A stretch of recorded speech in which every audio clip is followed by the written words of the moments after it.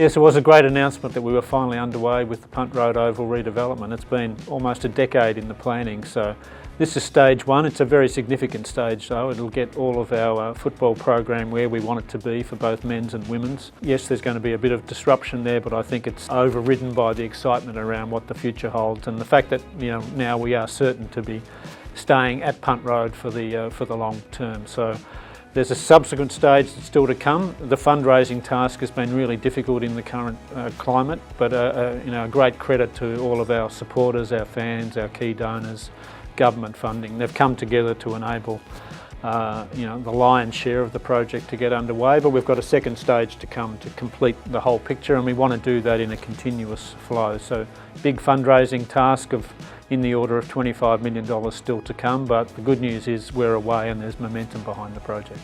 From a football program point of view, we'll have our high performance area, gym, aquatics, equality for men and women, change room facilities, all completed as part of stage one, along with a significant car park, which has been the sort of the bugbear of many visitors to the club and players and staff alike. So that'll be completed at a sub-basement level.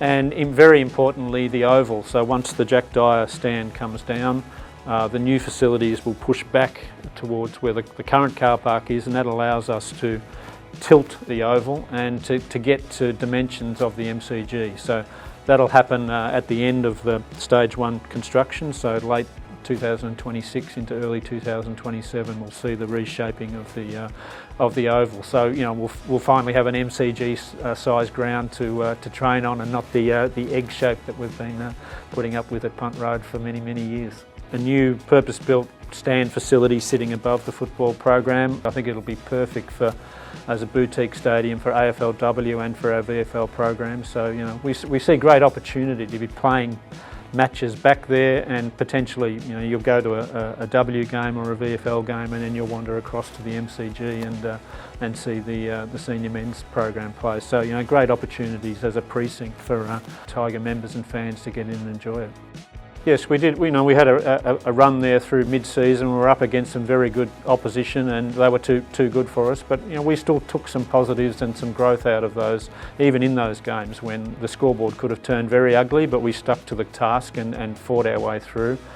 We've come through that, and it was just great to see us back in the winners' circle again last week. And I think we can finish the year very strongly on the back of that performance. So some great fun, I think, for fans to embrace over the next 5 or 6 weeks. Adam is very adamant that he wants them to be playing the way he wants us to play longer term, and I think we're sticking to that process, and we're seeing results from it. I'm really quite encouraged and happy with where we're at. That combination of some great leadership on field from some of our stars players who are still playing some great football, but importantly providing some really good development and learning for our young players. So Nick Voston, 250 games, just giving his all week in, week out. It's a great example. He's still playing great football, so I see him as potentially another addition to that 300 club in the near future.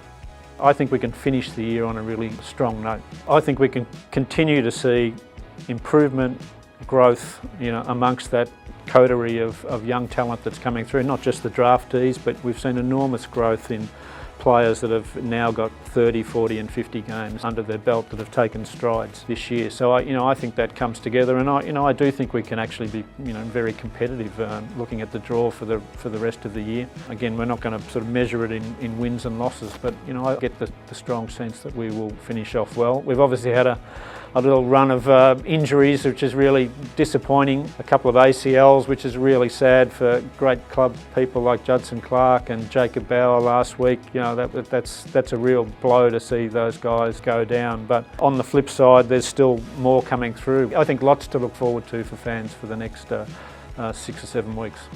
The AFLW is upon us, starting in mid-August this year, so we're really excited about that. Our girls have had a good pre-season. I think on all the data, we expect to sort of challenge this year. I mean, we showed good improvement coming back and playing finals last year, but I think the profile of our list is moving into a really nice position of great experience and maturity with some youth behind that. Our fans can expect us to be really competitive this year. We want to be challenging at the pointy end of the final series. I think we can have that ambition. The thing I'd be saying to our members and fans is get involved. There's been a lot of talk about the growth of the W competition. I'm extremely optimistic about its long-term future, and we want to invest in it. But we want to see that growth happen as rapidly as possible, and the way to do that this year is to get our crowd numbers up. So I just encourage everyone, if you haven't experienced it, come along. Identify a game now that you can get to. I think people will be surprised at just how much fun it is, but also how good the talent is and how the game itself is improving. Look, our Tiger Army have responded again.